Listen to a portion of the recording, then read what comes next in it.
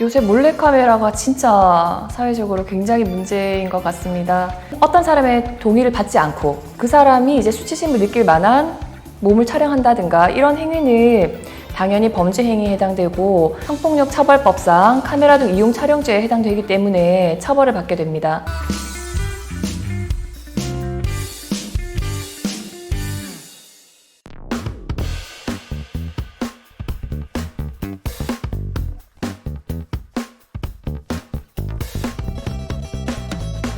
요새 몰래카메라가 진짜 사회적으로 굉장히 문제인 것 같습니다.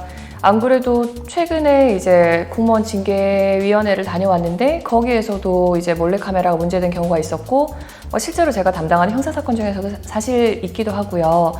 그런데 어쨌든 어떤 사람의 동의를 받지 않고 그 사람이 이제 수치심을 느낄 만한 몸을 촬영한다든가 이런 행위는 당연히 범죄 행위에 해당되고 또 이제 성폭력 처벌법상 카메라 등 이용 촬영죄에 해당되기 때문에 처벌을 받게 됩니다.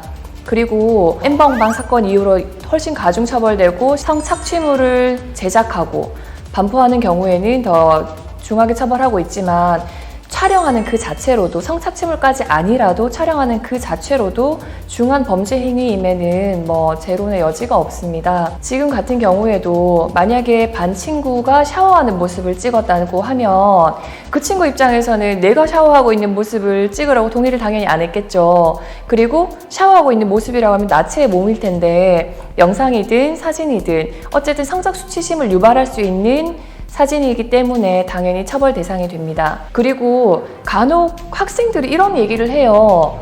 저 형사 미성년자인데요? 이런 얘기를 하는 경우들이 있더라고요.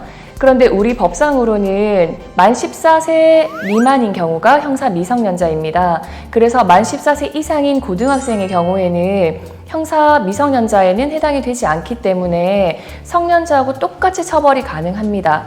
다만 그래도 미성년자이기 때문에 처벌 자체를 놓고 봤을 때는 단기형과 장기형, 단기 몇 년에 장기 몇 년 그렇게 이제 선고를 할 수 있긴 하지만 어쨌든 처벌 가능한 거는 동일하고요. 그리고 만약에 형사 미성년자라고 하더라도 만 10세 이상이 되는 경우에는 보호 처분을 받을 수 있습니다. 그런데 보호 처분은 쉽게 말해서 무슨 강의를 들어라, 수강 명령이라든가 그런 것뿐만 아니라 소년원에서 이제 생활할 수 있도록 거의 교도소와 비슷한 생활을 해야 되거든요. 그렇게 처할 수도 있는데 소년원의 경우에는 짧게는 1개월에서 장기 2년까지도 가능하기 때문에 정말 범죄 행위는 절대 하면 안 되고 특히 성범죄의 경우에는 더욱 그러합니다. 그리고 모든 성범죄가 피해자에게 정말 큰 고통을 안겨주는 것인 건 마찬가지인데요. 그 중에서도 정말 불법적으로 촬영한 영상이라든가 사진을 모르는 사람들이 볼 수 있도록 배포를 한다? 이거는 정말 걷잡을 수 없이 피해자에게 고통을 가하는 것이기 때문에 절대로 이런 일을 해서는 안 됩니다.